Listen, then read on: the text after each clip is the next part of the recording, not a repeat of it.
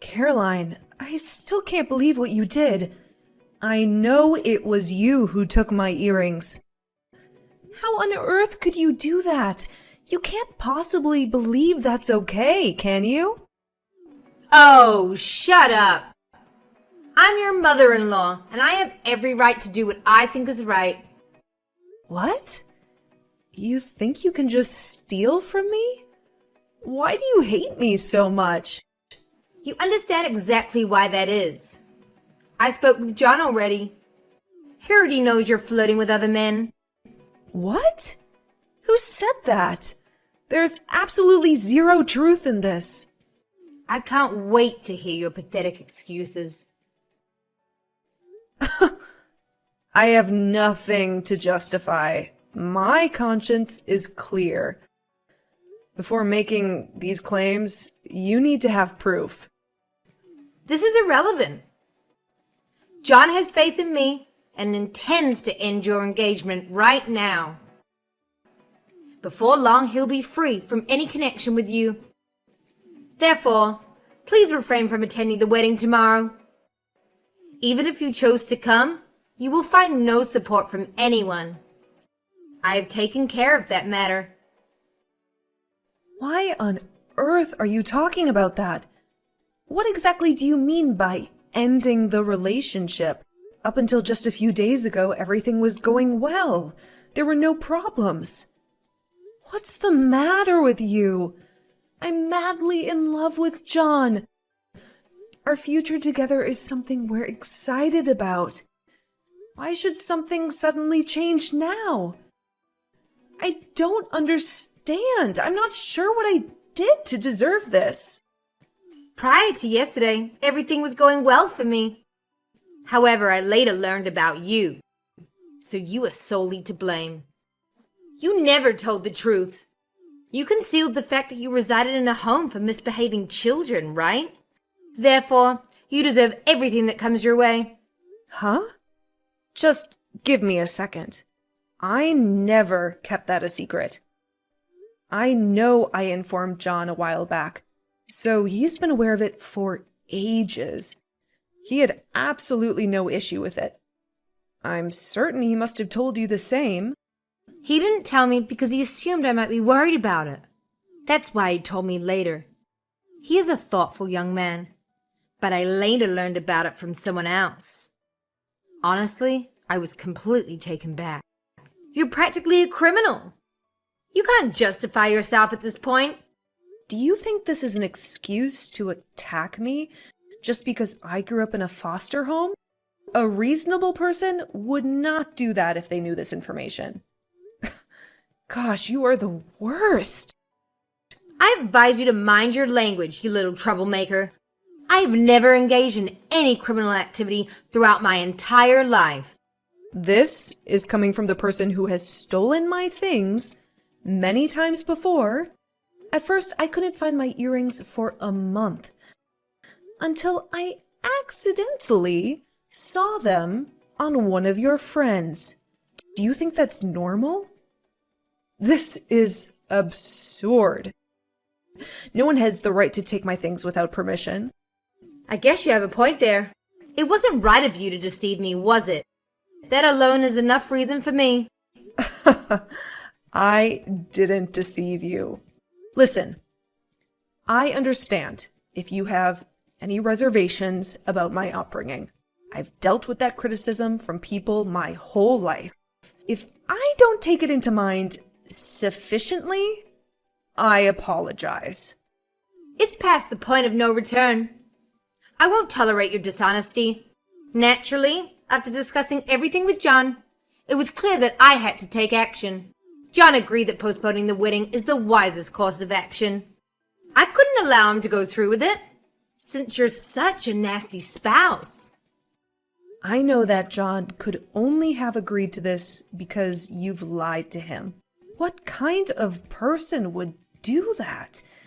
You truly are an awful person. In my place, any rational mother would do the same. In any case, you're not required tomorrow. I'll tell everyone you cheated on my son. And flirt with another man if you decide to show up. The wedding will be terrible, even if you manage to con John into taking you back. I guarantee you that. Mark my words. Just stop it, now. Do you realize how many people you might offend by acting this way? I wouldn't be the only one. John would also find it difficult. Actually, it would be sabotage for the entire wedding ceremony. And that's great. Huh. Do you want to embarrass your own son on his wedding day? Is that your point? Oh, so that's your perspective, huh? As I've been repeatedly saying, your presence is not required. Clearly there's still a significant misunderstanding on your part. As long as you're absent from the wedding, we can continue with all the arrangements smoothly. If you genuinely don't want to create any issues for John, then it's best for you to stay out of this, just as I've been advising you. How will the wedding day actually go on without the bride? I've considered it, so don't worry. You know, there's this friend of John's who claims she'd always dreamed of marrying him. What is this nonsense? She is the adorable bride of a respected family, unlike you. Therefore, a new bride will be there on the big day to surprise everyone. I'm sure John doesn't even know about it. Doesn't it seem ridiculous to you? Oh, so you believe it's impossible, do you? The bride's family happen to be very affluent, and they have a close relationship with the owner of the wedding venue. I've already made all the necessary changes. This is just unbelievable. She really is the right person for John. No one will ever accept this. Everyone will be delighted. I can't believe it. John will be the happiest he's ever been. I'm telling you, sweetheart, coming here is a big mistake. You better not try to ruin his wedding day. I'll have security throw you out immediately. Additionally, I've already told the venue not to let any of your guests in. So believe me when I say that nobody at this wedding will care about the change of the bride. I have to say, I've never met anyone like you before. So John is stating that calling off the engagement is okay? I just want to be sure of that. Don't make me say the same thing twice. I'm a busy person and I don't have time for your meaningless chatter. Well, I wish you good luck. I appreciate it. You catch on faster than I anticipated, which is quite helpful. It seems you do possess a sharp intellect, despite your upbringing in a foster home. And naturally, you won't mention anything about the earrings, right? Why do you think so? If you talk about it, there will be consequences. I'll ruin your life. After all, you shouldn't have thought you were worthy of my son. So it's your fault. I can't believe you're saying that. Actually, hold back on telling John anything I just said to you. The bride's family will not allow this wedding to be spoiled. There's no turning back. They have connections to make your life really difficult. That's a threat. Why on earth did I hear that John had visited your home? What is he doing there? Don't tell me you spilled the beans to him. How dare you? He's ignoring me now. I should have known you would go back on your word, you miserable girl. If you mention anything, you'll pay for it. Caroline, do you still recall all the items you've taken from me? I filed a police report. What? Why'd you do that? I told you not to. I'm not going to keep that quiet. Why should I? Theft is something that's punishable by law, and crime deserves punishment. John knew immediately that something was wrong. What does he have to do with this? Did you honestly believe that John would simply buy into your convenient excuse of me running off without questioning it? He immediately got in touch with me. And when he discovered that you had already hired security and made arrangements to prevent my guests from entering, don't you think that raised some suspicion? Do you think that John is foolish or gullible? Both of us are extremely angry about this entire situation. That much is certain. But on top of that, John is feeling deeply offended. Oh my. Everything is crashing down. You're the source of all my problems. You little brat. What should I do now? I've upset my beloved son and he's ignoring me. Maybe you can ask the police when they're taking you to the station. What? What do you mean, police? However, there's no proof. You could just be staging a crime and making everything up. Why should the cops believe you? You're very attentive for such an old witch. I did a good job with my silver spoons that went missing the last time. And then we saw them in your kitchen. I have hidden cameras all over the house. I only use them because of you. You're joking. Do you really have cameras? Who installs cameras in their house anyway? You're crazy. That's normal. All of my friends have cameras. And it's a very convenient thing to punish people like you. Be sure that you will pay for everything you stole, according to the law. You can't do that. I'm John's mother. Are you seriously considering turning me in? How could you ever entertain such a thought? I can't believe you. Claire! Caroline, it's time to face the consequences of your actions. You've created this mess, and now you have to deal with it. John deserves to know the truth, and the law will decide what happens next. Well. Claire, it's been quite a while since we last spoke, hasn't it? What is it now, Caroline? I couldn't help but hear through the grapevine that you decided to tie the knot without even consulting me. Who do you think you are making such a monumental decision without my approval? As a result of your actions, I found myself being arrested and dragged into a legal court case. I certainly didn't deserve any of that, and it's utterly outrageous that such injustices are even allowed in this world. They sentenced me to probation, and needless to say, I lost my job in the process.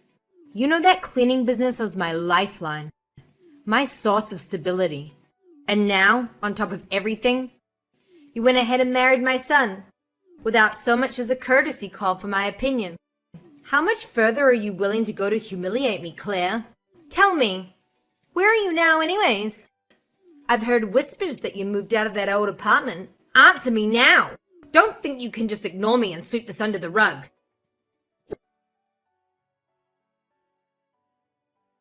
Hey, I recently discovered that you were actually one of the girls Sylvia took. Another instance of deception that you kept hidden from me. Looks like she's been in touch with you. Yes, it so happened that Sylvia was in charge of the orphanage where I was brought up. She's adored by many other kids as well for all of her excellent attributes. Anyway, I certainly did not anticipate receiving a call from her. We went to a charitable organization together. Yes, Sylvia was extra shocked when she found out what you did, because she knew you so well back then. She said she didn't recognize your behavior and that you were a completely different person before. I guess you must have really changed since those days. Oh, I'm sure you made a lot of stuff up when you discussed everything. She even said she was disappointed in me. How could she have misunderstood what took place? How did you manage to put me in this horrible situation? You have no respect for your elders at all. I just told her exactly what you did. I see you haven't learned anything in your years of probation. Well, there's nothing to be done for it now anyway. Against my better judgment, Sylvia talked me into accepting the fact that you married my son. So I'm on my way over to give you my blessing. What? What the heck is that supposed to mean? Sylvia quickly gave up your address when I had become a little too emotional on the phone, sobbing and pleading that all I wanted to do was apologize to you. She's a wonderful friend, and she's aware of your best interests. Sylvia really told you our new address? Oh yeah, who would have imagined that you'd be in Paris? What an amazing city. I can't wait to get there. Wait, what? This is some kind of mistake, Caroline.